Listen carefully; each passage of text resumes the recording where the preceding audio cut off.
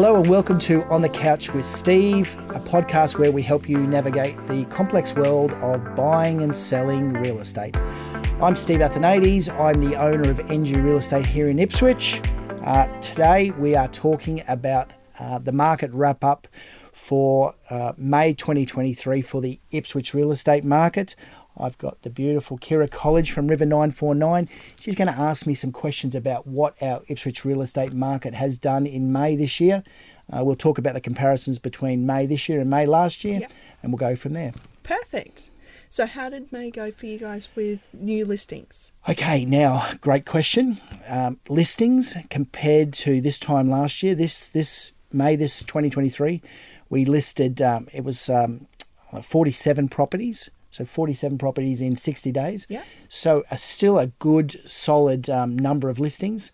But May last year, 85 listings. That's incredible. Yeah, so I guess what that tells us is that there's roughly half the amount of listings currently on the market than there was this time a year ago. Right. That represents great news for sellers because, we've talked about this before, Ipswich house prices continue to remain really, really strong. Okay, Ipswich is considered, and this is factually put out by realestate.com, that the Ipswich real estate market is the best performing region in Queensland. Yeah.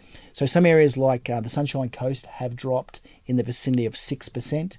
Ipswich has only dropped 0.1%. That's incredible. Yes, it is. It is really good.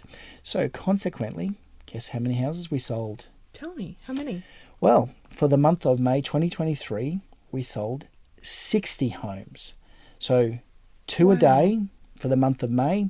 Okay, that equates to $33 million worth of Ipswich real estate that we sold in a 31-day period.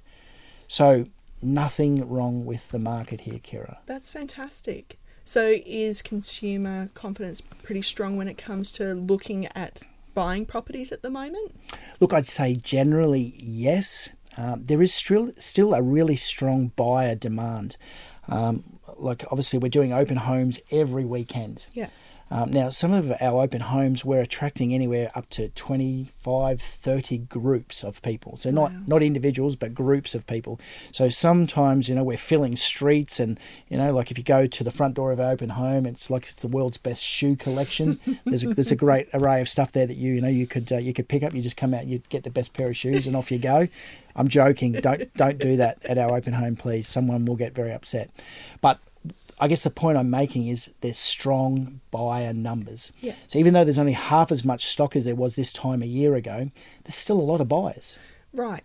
So what do you say to anybody who's looking to buy a property today? Okay, I would still say buy with certainty. Okay, and most of the people that we're dealing with are buying for a long-term goal. Right. So do you mean it's going to be their family home? So most people are staying in these properties 10, 15, 20 years or sometimes even longer. Yeah. So if a property has what you want, it's in the area that you want to be in, okay, you're not going to worry so much about what's going to happen in the short term in the next, say, 2 to 3 years. No. You're thinking long term, and this is your family home for a long time. Awesome. So buy what you want in the area that you want. Yes, I'm not going to pretend that house prices are exactly cheap at the moment relative to what they were. But at the end of the day, if it's what you want, you're going to buy it because you're going to be there a long time. That's right. Exactly. So what would you say to somebody who's looking to sell their property today? Okay. Again, a great question. I would suggest if you want to sell now. Okay. Why? Okay. Lots of different reasons, but the biggest reason is, I just said, we've got basically 50% less stock than we had a year ago. We've still got a really strong buyer demand. So effectively, if you sell now, you get to sell in isolation. Right? Because there's a strong buyer pool, but a really limited amount of stock. Yeah. Okay, so people they've basically got far less choice than they did have. Now, what's about to happen, and we talk about this all the time, unfortunately, interest rates keep going up on us, but there's a whole heap of people who are going to come out of fixed term rates. Right. Now, a lot of these people, unfortunately, are going to be stressed on a mortgage basis because Some of them are going to come out at sub 2%, and they're Yeah. going to pop out at just under 6%. So their mortgage repayment is going to triple. Yeah. Okay. Now, for a lot of people, that is extremely, extremely daunting. Okay. Frightening, even. Yeah. So for those people, they might be able to hang on for a month or two on savings. But for some of those people, unfortunately, they're going to be forced to sell. Yeah. Now, what that means is there's going to be more stock come to market. Okay. Same amount of buyers, more houses. So all of a sudden, the equation turns. Yeah. Okay, and it becomes a buyer's market. Absolutely. So if it's a buyer's market, what will happen to house prices? They'll go down. Yeah, well, realestate.com says could be anywhere in the next 6 to 9 months, house prices could decrease anywhere between 5 and 9%. That's a huge drop. Yep. So for a seller, what that means is if you want to sell, I'm not suggesting you sell your house for no good reason, but if you want to sell, whether it be for work commitments, family reasons, whatever it could be. I'm just listed a house during the week where people have come out from Ireland. Okay, lovely people living on a 2-acre property here in Ipswich, but their parents are getting older. Yeah. They've got kids now, which hardly ever get to see their grandparents and their nephews and cousins and all those sorts of things. So they've made the decision, we're going back. Yeah. And they're going back for good. So they're not selling for an insignificant reason. They're selling for a lifestyle reason, and a really important one to them. So for them, timing is perfect. Okay, they can still jump out at what we would say is a higher level of the market, get top dollar and take that money back to where they're going. So if you want to sell now. Perfect. So we've talked about buyer's market. How's the rental market doing?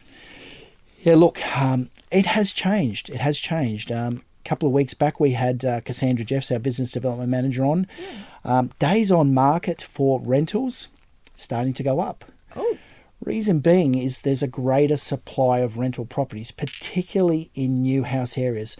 So here in Ipswich, our new house areas are Deebing Heights, predominantly, Ripley, South Ripley. Right. Okay, now a lot of people built investment properties. Now during the COVID period, a lot of these builds have been delayed quite significantly. Yeah. So what we've now found is a lot of these properties are coming to market all at the same time, which has created a demand, an oversupply. Ooh. So there has always been good demand, but there was an undersupply. Right. So now we've got an oversupply, which is starting to push rents down.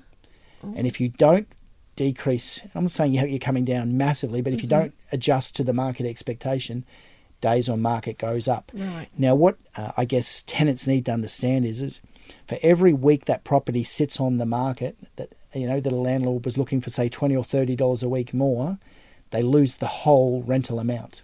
So let's say you've got a $500 a week property, you leave it sit vacant for 3 weeks, you just lost $1,500. Okay, so instead of getting $480 a week and filling it up straight away, they waited and they held out for 3 weeks. So what we're finding is that some of our owners in our rental properties, of our investment properties, are being forced to readjust their thinking because there is now a bit of an oversupply in those areas. So there is some really positive news for tenants. Yeah. Okay. The drastic shortage is over.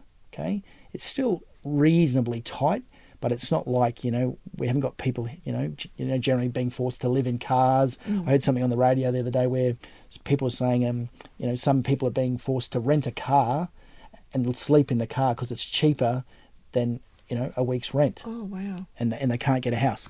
So Ipswich is not like that. From our experience, it's definitely not like that. There is some positive news. There is more supply. Rental prices are now starting to become a little bit more flexible. Yeah. So what I would suggest to tenants, don't be afraid, I guess. Say someone's got a property for rent at $500 a week. It's been on there for a little while. Offer them $480. Yeah. You might get lucky. Well, I mean, those investors are also having some of their own affordability issues. They've got some stress issues too. Yeah. Because like I said, they've got to make the repayment. But if it sits there for 3 weeks and they just tore up $1,500, guess what? They don't have that. Well, they've got to find it out of their own pocket now. That's right. So that's why I'm saying I think there is some room for negotiation. Yeah. So don't be afraid. Don't be ridiculous. Don't offer $50 or $60 under. but there might be some room $10 or $20 under what the landlord is asking. Ask good questions. Yeah. Ask good questions. And obviously, if you talk to the property managers, again, sometimes people think the real estate agent's the boogeyman and we're out to get you, and we're always on the side of the landlord. We want to see these properties filled. Yeah. So our property managers will help you. Okay, if you want to get into a property, we will help you get into it, because obviously we need to fill the properties for our landlords. Lovely. So there is some good news there. And if you're looking to have your property managed by NGU, what do we do there? Give us a call. Give us a call at the office. I won't say the phone number. People can Google it. But at the end of the day, give us a call. We manage across Ipswich. We manage in the vicinity of 1,000 investment properties. So we're a very large company. So not only do we sell a minimum of 2 houses a day, we also manage 1,000 rental properties. Wow. So we're a really big company in terms of that respect. Big for some people doesn't always mean great. In our case, we've got an amazingly dedicated group of, I'm going to say ladies, because they all are ladies, who are looking after your needs as a tenant, the needs of our landlords, and honestly, they all care. Yeah. Okay, they want you to be happy. They want the landlord to be happy. Okay, the only way we can do that is obviously we provide a quality home. The tenant pays their rent. Okay, everyone's happy. Amazing. Yeah, it's not hard. So overall, Ipswich real estate market is in great condition. Okay, we're coming from a position of strength. There's still great news for sellers right now. Great. Not going to last forever. Okay, for buyers, if you find the right home in the right area with all the things that you want, buy today. Don't worry about any short-term fluctuations. Yeah. Okay, but there is some relief on the way for buyers, I would suggest. And for tenants, there is some good news. There is a greater supply, and some of the prices are starting to become a bit more flexible. Amazing. Any other questions for me? I think we've pretty much covered everything. I think we've covered everything. So, thanks for tuning in. Now, to hear and see more of On the Couch with Steve, just subscribe to our link below. Special thanks to our lovely guest, Kira Colledge from River 949. Welcome. Thank you, Kira. You're welcome. Always a pleasure. Now, if you have an opinion about the topic we've discussed today, please get in contact with us. We'd love to hear your views through our social pages. And I guess finally, stay tuned for more with On the Couch with Steve.